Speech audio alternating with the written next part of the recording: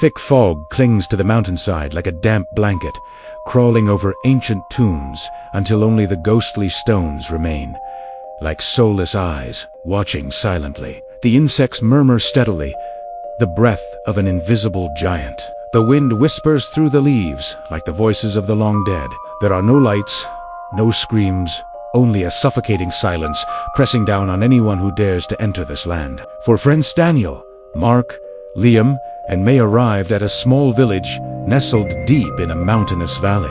They were trying to escape the holiday crowds, hoping to explore old stone paths and capture photos for their social media. At first, their laughter echoed sharply in the still air. Their shoes clacked on the stones, cameras snapped, and ceramic cups clinked as they sipped tea. It was a perfectly normal afternoon. But as the sun slowly sank, casting a golden, dreamy haze over the wooden rooftops, they had no idea that their carefree footsteps were about to break a balance of yin and yang that had been preserved for generations. May, always the curious one, wandered down a narrow path branching off the main road. Tall grass curled around her ankles. A cricket chirped in alarm and fell silent as she passed. At the end of the path lay an ancient graveyard, uneven and mosquevaed, its tombstones etched with faded symbols. Some patches of earth protruded, as if recently disturbed, the grass trembling like invisible hands trying to hold it back. May froze. Her heart was gripped by an unseen force, her breath forming cold clouds in the air. Something lingered here, the smell of mildew and ash, like a flame extinguished to haste. She tried calling Daniel, but his phone only gave a brief dial tone before falling silent. Soon, they were all gathered among the gravestones, their earlier laughter replaced by a cautious stillness.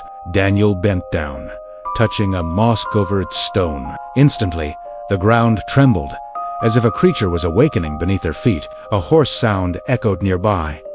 It didn't form words, but the demand was clear. Return, return. Their eyes darted frantically, searching for the source. But all around them was just moss, stone, and the ever-thickening fog. That first night, they stayed in an old inn. The room smelled of stale tobacco and cold tea. Raindrops pattered on the tin roof, like needles pricking their brains. They tried to joke, to shake off the growing unease, but sleep brought visions they couldn't explain. They saw shadowy figures with empty eyes standing on graves, their blackened hands reaching out like twisted branches, their mouths opening in silent screams. Whispers seeped through the windows, through cracks in the walls, and from under their beds, calling their names, luring them into a labyrinth of fear. All four woke up in the middle of the night, sweaty and trembling, their hearts racing so fast they felt like they would leap from their chests. The next morning, an old villager sat by a charcoal stove, his face etched with wrinkles. He spoke without looking at them. This land, it has history.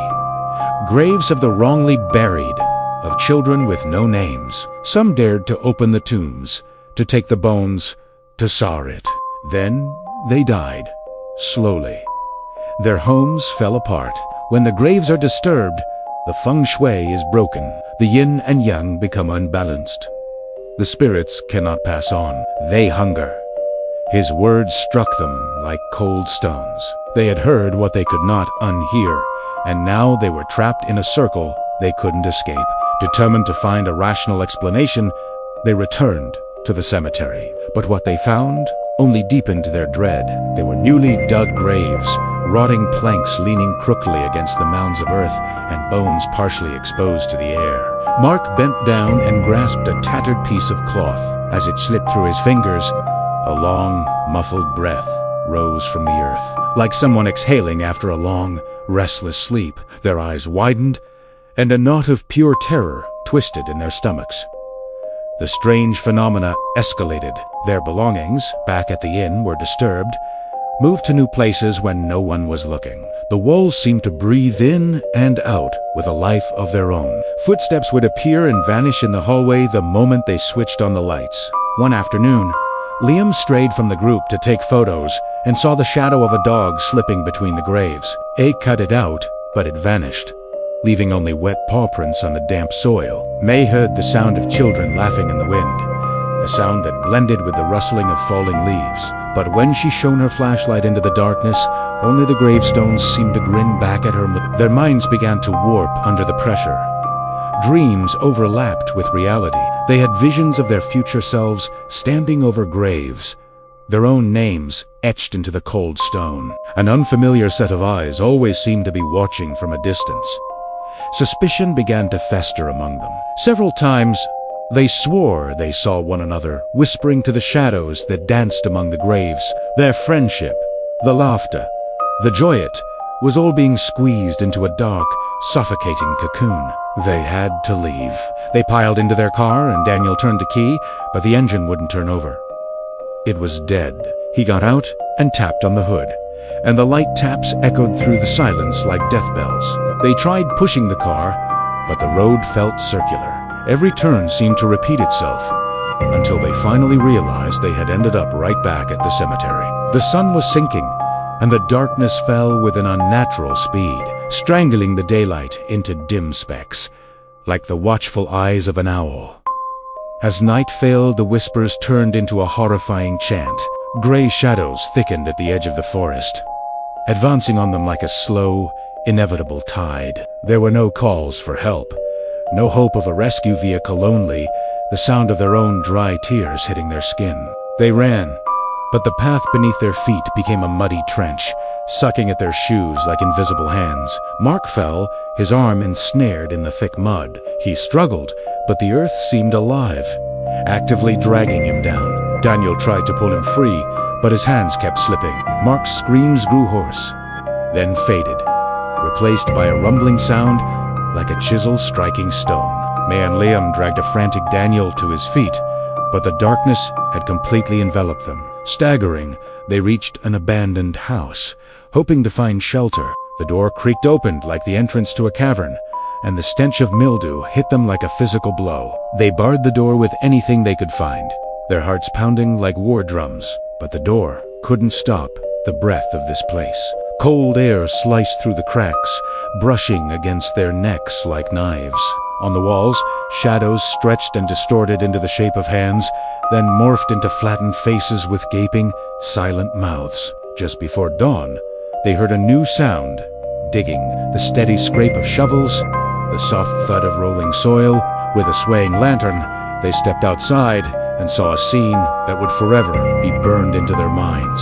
Their car was being dragged into a new, deep pit. On next to it, 4 graves had been dug in a row, each containing their own fresh footprints. Cold sweat drenched their bodies as their eyes locked on the impossible sight. Across the way, the old villager appeared, his hair tangled, his face dark, his eyes filled with a grim resolve. "They must stay," he said, his voice flat. "This land needs new souls to repay what was taken."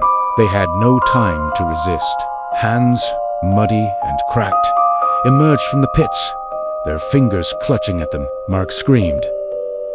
Daniel struggled. May sank into the soil as if it were quicksand. Liam clutched a fistful of a friend's hair in desperation. Their screams were swallowed by the earth, replaced by its sinister hiss. As they tried to pull each other up, thick mud sealed their mouths, and their breathing grew weaker and weaker.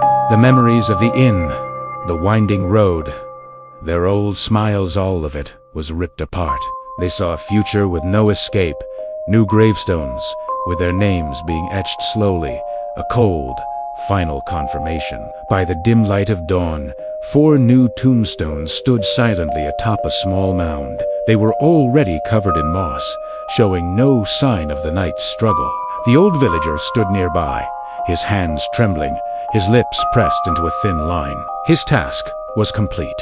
The insects resumed their steady, monotonous chirping, as if no screams had ever pierced the night. The other villagers closed their doors and avoided looking. They knew, and they remained as silent as the sea. The story spread only in whispers. Do not touch the graves. Do not disturb the feng shui. Do not take what belongs to the dead. Back in the city, no bodies were ever found, and the 4 friends never returned. On a small website, a user posted their final photograph, the weary smiles they shared, just before leaving the village. Below it, a single, chilling comment. They're gone. The land keeps them. At night, those who knew them sometimes hear footsteps in empty hallways. Friends see blurred streaks in their phone cameras, as if the four are trying to return home. But their home is elsewhere now, a place where whispers and hoarse laughter merge, where tombstones silently reveal new names each night. On the hill, as the fog rolls in, 4 tombstones wait silently. There is no mercy, no explanation. The wind sweeps through the grass, carrying a faint whisper on the air. Stay forever. Thank you for listening to this story. If you enjoy tales of suspense and horror, don't forget to like this video and subscribe to the channel for more. Stay safe.